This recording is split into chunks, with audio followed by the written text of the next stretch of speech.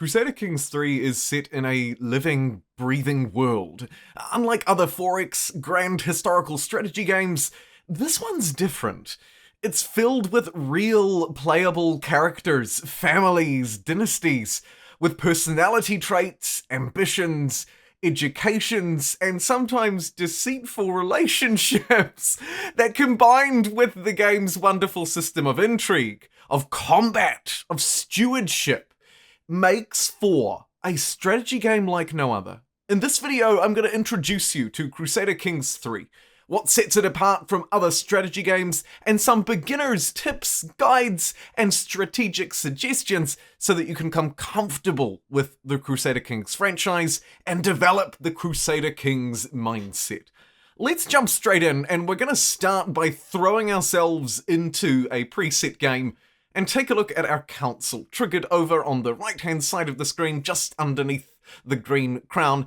These are the people who will serve you in Crusader Kings. Your Duchess, your Bishop, your Chancellor, your Steward, Marshal, and Spymaster. These are real people, real characters in the game, who you can betroth yourself to, who you can plot to murder, or befriend, drink with, and go hunting with using in-game events.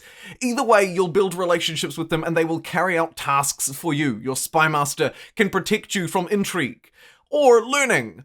These demographics, these abilities that you're looking at here, rather, are your skill sets. And each skill set has an accompanying skill tree. Here you can see the stewardship lifestyle tree, all about money, income, and diplomacy, that sort of bartering, that charisma that stewardship brings with it. Here is the intrigue tree, a very different lifestyle focus set from a young age, this one about shadows, kidnapping, hostile schemes, that kind of thing. Each one of these trees adds diversity to your character. And that's the crucial thing about Crusader Kings. Whether you're plotting an attack, building alliances with a nearby kingdom, or finding a wife to wed, these characters are real, and your character, like any other, has ambitions and skills. And that drastically impacts how you play the game. Think back to, say, arranging a marriage and then, oh shoot, the character passed away. Because that happens too. As I say, and as I'll continue to say, these are real characters. They live real lives. They can get ill or injured and be worse on the battlefield. You can plot and conspire to change characters, abduct them, make them your own. The point here is that in Crusader Kings, you need to embrace that mindset. The character mindset. Whether you consider yourself a storyteller or not, that doesn't matter. You need to build on your character's strengths, okay? If your character has a high martial score, then you might want to be going to war more because you're probably a very good commander.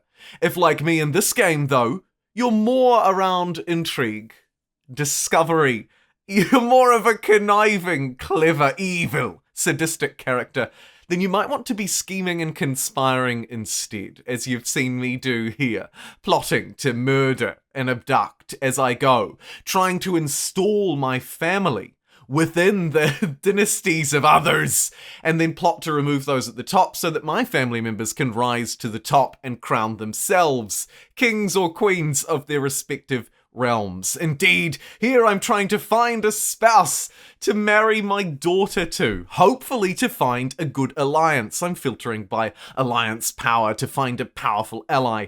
Other functions in the game can interact with these relationships and build your character's skills as well. Here you can see on the decisions tree and actions, triggered on the right-hand side of the screen by the feather and quill, I'm deciding whether I want to extort my subjects, my vassals beneath me, to sort of take a few more tax dollars out of them and build my scary persona while I'm at it. I could of course also choose to go on a pilgrimage and earn favor with the faith, or search for a court physician in case I get sick. All of these actions have their own storylines, trees, and decisions that come out of them, as you can see, and the options that I can respond to those decisions change based on my character as well. If I'm a particularly strong martial character, I might be more likely to slice off somebody's limbs, whereas a more clever and considered steward might take a more tactical approach. Remember back to these trees and these decisions and abilities that I can unlock. These also shape the decisions that I make throughout the game and ultimately my playstyle. And that's the other thing that I want to reinforce here. Your lifestyle choices, whether you set them from your education choices as a child or through to these lifestyle perks in later life as you're ruling a kingdom, will impact what you can or can't do. For example, a sadistic character like mine can put people into the dungeon and torture them. If you don't have my unlocks or those skills, you either won't be very good at this, or it simply won't be even available to you as an option.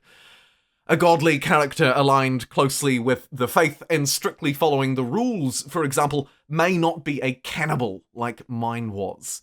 The point is, different characters develop different stories, personas, traits, histories of their own, and you have to embrace it. Here you can see I'm interacting with my granddaughter and vassal, trying to figure out a way how I can align her and bring her back into the fold and bring the areas and counties that she controls more firmly under my grasp. My character is likely to take more devious routes. I want to move now towards talking about Crusader Kings' combat. It's the other important thing that you're gonna want to know about as I'm introducing the game to you.